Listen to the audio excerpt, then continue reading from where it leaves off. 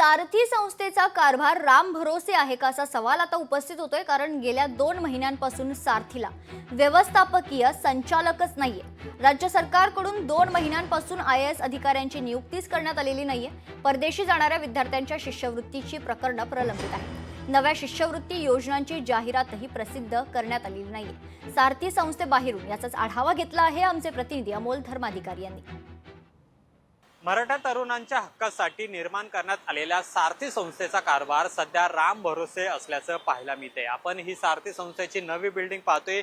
काही दिवसांपूर्वीच ही बिल्डिंग बांधण्यात आलेली होती। या सारथी संस्थेमधले जे व्यवस्थापकीय संचालक आहे हे पद गेल्या 2 महिन्यांपासून रिक्त आहे अशी माहिती समोर आलेली आहे आणि त्यामुळे सारथी संस्थेचा जो कारभार आहे तो सध्या अधांतरी असल्याचं पाहायला मिळते। काही दिवसांपूर्वी उपमुख्यमंत्री आणि पुण्याचे पालकमंत्री अजित पवार यांनी सुद्धा या सारथी संस्थेमध्ये भेट देऊन या संपूर्ण सारथी संस्थेच्या कामकाजाचा आढावा घेतलेला होता। मात्र त्यानंतरही आता नेमकं व्यवस्थापकीय संचालकांची नेमणूक करण्यासाठी राज्य सरकारला कोणती अडचण आहे हा प्रश्न या ठिकाणी निर्माण झालेला आहे।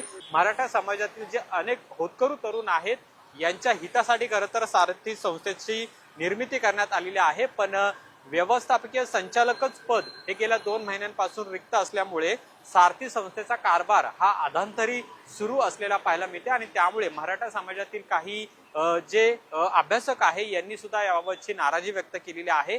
याचा परिणाम म्हणजे इथले जे शिष्यवृत्ती घेणारे विद्यार्थी आहे यांना याचा त्रास होताना पाहायला मिळतोय। त्याचबरोबर शिष्यवृत्ती अडकलेली आहे आणि नवीन जाहिरात सुद्धा प्रसिद्ध होत नाही आणि त्यामुळे मराठा समाजातील तरुणांचं मात्र यामध्ये नुकसान होताना पाहायला मिळतंय। कॅमेरामन तुषार ननावरेसह अमोल धर्माधिकारी, लोकशाही मराठी, पुणे।